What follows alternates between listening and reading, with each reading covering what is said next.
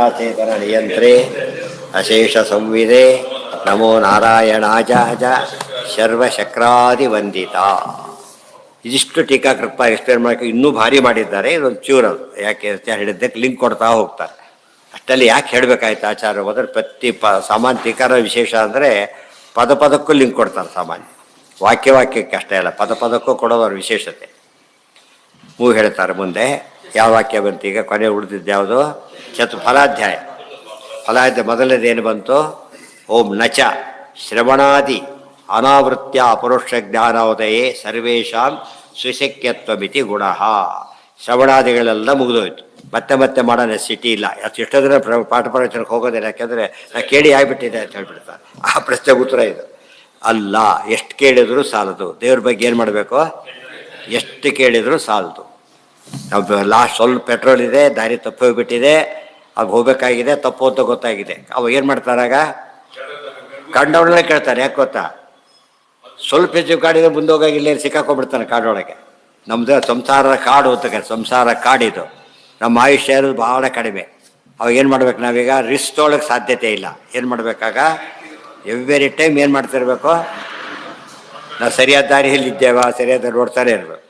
ಅದಕ್ಕೋಸ್ಕರ ಎಷ್ಟು ಕೇಳಿದರೂ ಸಾಲದು ಅಂತ ಅರ್ಥ. ಹರಿಕಥಾ ಶ್ರವಣ ಮಾಡೋ ನಿರಂತರ. ಶ್ರವಣಾದಿ ಅನಾವೃತ್ಯ ಪರೋಕ್ಷ ಜ್ಞಾನೋದಯೇ ಸರ್ವೇಷಾಂ ಸುಶಕತ್ವವಿತಿ ಭಾವ ಮಹಾಫಲತ್ವಾತ್ ಸರ್ವೇಷಾಂ ಅಶಕ್ಯತಾಯಾಹ ಏವ ಉಪಪನ್ನತ್ವಾತ್. ಮೊದಲನೇದು ಎಲ್ಲರಿಗೂ ಪೂರ್ತಿ ತಿಳಿಯೋ ಶಕ್ತಿ ಇಲ್ಲ, ಎಲ್ಲರೂ ಅನುಭವ ಸಿದ್ಧವಾದ ವಿಚಾರ. ಎರಡನೇದು ತಿಳ್ಕೊಂಡಷ್ಟು ಏನಿದೆ. ಒಂದು ದಿವಸ ಪರೀಕ್ಷೆ ಮುಂದೆ ಹೋದರೂ ಕೂಡ ಬುದ್ಧಾಂತಿನ ಭಾರಿ ಖುಷಿ. ಯಾಕೆ ಗೊತ್ತಾ? ಇನ್ನೂ ಚೆನ್ನಾಗಿ ಓದ್ಬೋದು. ನಾನೀಗ ಎಲ್ಲ ಓದ್ಬಿಟ್ಟಿದ್ದಾನೆ, ಇನ್ನೂ ಸ್ವಲ್ಪ ಓದ್ಬೋದು, ಖುಷಿ ಆಗುತ್ತೆ. ನಾನ್ಯಥಾ ಯಾರು ಪರೀಕ್ಷೆ ಕಾಟ ಕಳೆದ್ರೆ ಸಾಕು ಅನ್ನೋನಿಗೆ ಮಾತ್ರ ಏನಾಗುತ್ತೆ? ಮುಂದೋಗಿದ್ದು ಬೇಸರ ಅವನಿಗೆ. ಯಾಕೆ ನಾಳೆ ಯಾವುದೋ ಪ್ರೋಗ್ರಾಮ್ ಹಾಕಿದ್ದ ಕೆಟ್ಟೋಯ್ತು ಅವನಿಗೆ. ಇವನು ಓಯರ್ ಪ್ರೋಗ್ರಾಮ್ ಇದು ಒಂದೇ ಓದೋ ಪ್ರೋಗ್ರಾಮ್ ಇದ್ದವನಿಗೆ ಎಷ್ಟಾದರೂ ಖುಷಿ ಆಗುತ್ತೆ. ಅದಕ್ಕೆ ಏವ ಉಪಪನ್ನತ್ವ. ಅನ್ಯಥಾ ಸರ್ವಸುಶಕ್ಯಸ್ಯ ಇವ ಸಾಧನತೆಯ ಸರ್ವೇಷಾಂ ಮೋಕ್ಷಾಪತ್ತೇ. ಇಲ್ಲ ಒಂದ್ಸತಿ ಕೇಳಿದ್ರೆ ಸಾಕು ಮೋಕ್ಷ ಆಗುತ್ತೆ ಅಂತ ಹೇಳೋದಾದರೆ ಎಷ್ಟೋ ಜನ ಅಂಥವ್ರು ಇದ್ದೇ ಇದ್ದಾರೆ ಈಗಾಗಲೇ. ಬೇಕಾಷ್ಟು ನಮ್ಮೆದುರಿಗೆ ಬೇಕಾಷ್ಟು ಜನ ಸಿಗ್ತಾರೆ. ಆದ್ದರಿಂದ ಏನಂತಾಯ್ತು? ಇದರಿಂದ ನಾವು ಏನಾಯ್ತು ಈಗ? ಅವ್ರದ್ದು ಕೇಳಬಾರ್ದು, ಇವ್ರಿಗೆ ಕೇಳಬಾರ್ದು, ಹೊರಟೋಯ್ತು. ಈಗ ನಮ್ಮ ಸಿದ್ಧಾಂತವನ್ನು ಹೇಳೋದಾದರೆ ಅವರಿವರಂತ ಪ್ರಶ್ನೆ ಬರಲಿಲ್ಲ. ನಿನಗೆ ಉಪಯೋಗ ಆಗೋದಾದ್ರೆ ಕೇಳು. ಆಚಾರ ಒಂದು ಮಾತು ಹೇಳ್ತಾರೆ, ಹೇಳಬೇಕಾದ್ರೆ ನೀವು ನಿಮಗೆ ಏನು ಉಪಯೋಗ ಆಗುತ್ತಲ್ಲ ಅದನ್ನು ಕೇಳು. ಒಂದು ವ್ಯಾಖ್ಯಾನದಲ್ಲೇ ಬರುತ್ತೆ. ಸೌಲಭ್ಯ ಕೇಳೋದ್ರಿಂದ ಉಪಯೋಗ ಆಗೋದಾದರೆ ಖಂಡಿತ ಕೇಳು, ಏನೂ ತಪ್ಪಲ್ಲ. ಆದರೆ ನೀವು ಇರಲೆವೆಂಟ್ ಆದರೆ ಇರೋ ಬುದ್ಧಿನೂ ಹೋಗುತ್ತೆ ಅಂದರೆ ಕೇಳಕ್ಕೆ ಹೋಗೋಣ ಅಷ್ಟೇ. ಇದಕ್ಕದು ಯೋಗ ದೀಪಿಕಾ ಮಾತದು ಗೊತ್ತಾಯ್ತಾ? ಯದಿ ಸಜ್ಞಾನ ಪ್ರಾಚುರ್ಯ ಉಪಲಭ್ಯತೆ ಅನುವ್ಯಾಖ್ಯಾನದ ಮಾತು.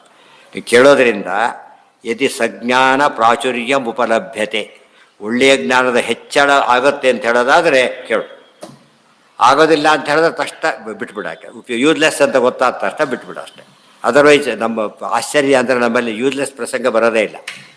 ಇವತ್ತು ಸಣ್ಣ ಹುಡುಗೊಬ್ಬರು ಏನೋ ಮಾತಾಡ್ತಿದ್ರು ಕೂಡ ಒಳ್ಳೆಯವನಾಗಿದ್ದರೆ, ಪ್ರಾಮಾಣಿಕನಾಗಿದ್ದರೆ, ಅಂತ ವಿದ್ವಾಂಸ ಕೂತಿದ್ರು ಕೂಡ ವೇಸ್ಟ್ ಅಂತ ಆಗೋದಿಲ್ಲ. ಒಂದು ಅವನೇನು ಹೇಳೋದಿಲ್ಲ ವಿಚಾರ, ಕೇಳಿದ್ರು ನಮಗೆ ಹೊಡೆಯುತ್ತೆ ಕೇಳ್ತಿರ್ಬೇಕಾದ್ರೆ. ಅವನ ಬಾಯಲ್ಲಿ ಬಂದಿದ್ದಲ್ಲದು.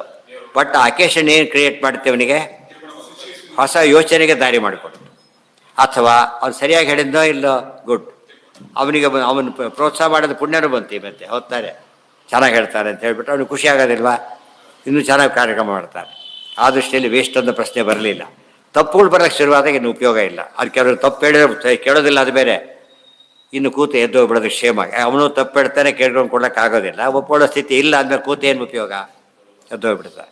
ಎಷ್ಟೋ ಸತ್ಯ ನಿಮಗೆ ಕೇಳ್ತಿರ್ಬೇಕಾದ್ರೆ ಹೊಸ ವಿಷಯ ಗೊತ್ತಾಗೋದು, ಹೇಳ್ತಿರೋ ಹೊಸ ವಿಷಯ ತೀರಾ ಕಾಮನ್. ಪಾಠ ಪ್ರಜರ್ ತಪಸ್ಸು ಅಂತ ಕರೆಯೋಕ್ಕೆ ಅದೇ ಕಾರಣ. ಎಷ್ಟೋ ವಿಷಯಗಳು ಗೊತ್ತಾಗೋದೇ ಆಗ, ಬೇರೆ ಗೊತ್ತಾಗೋದಿಲ್ಲ. ತಾನೇ ಓದಿದ್ರೆ ಬರೀ ಓದ್ತಿರ್ತಾರೆ ಅಷ್ಟೇ. ಹೇಳಕ್ಕೆ ಹೊರಟಾಗ ಹೊಸ ರೀತಿ ಯೋಚನೆ ಮಾಡ್ತಾರೆ. ಅವ್ರಿಗೆ ತಿಳಿಯೋರು ನಾನು ಹೇಳಬೇಕು ಯೋಚನೆ ಮಾಡ್ತಾರೆ. ತಕ್ಕಂತ ಏನು ಹುಡುಕ್ತಾನಾಗ?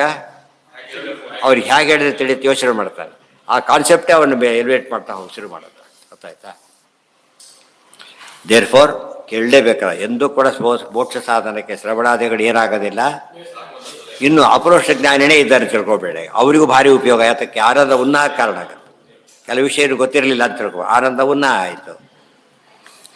ನಚ ಶಶ್ವತ್ ಅತಿ ಪ್ರಸಿದ್ಧತ್ವಾತ್ ಆತ್ಮಶಬ್ದೋದಿತಂ ಸ್ವಾಮಿ. ಅಲ್ಲಿಗೆ ವಿಷಯ ಮುಗೀತು. ಒಂದೇ ವಿಷಯ ಏನು, ಆವೃತ್ತಿ ಮಾಡಬೇಕು ಅಂತಾಯ್ತು.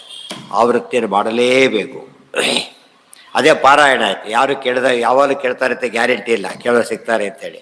ಪಾರಾಯಣ ಮಾಡಿದ್ರೆ ಏನಾಗುತ್ತಾಗ, ಪಾರಾಯಣ ಆವೃತ್ತಿನೇ ಪಾರಾಯಣ. ಮತ್ತೆ ಮತ್ತೆ ಮತ್ತೆ ಅದನ್ನು ಓದ್ತಾ ಇದ್ದರೆ ಯಾವಾಗಲೂ ಫ್ರೆಶ್ ಆಗಿರ್ತಾರೆ.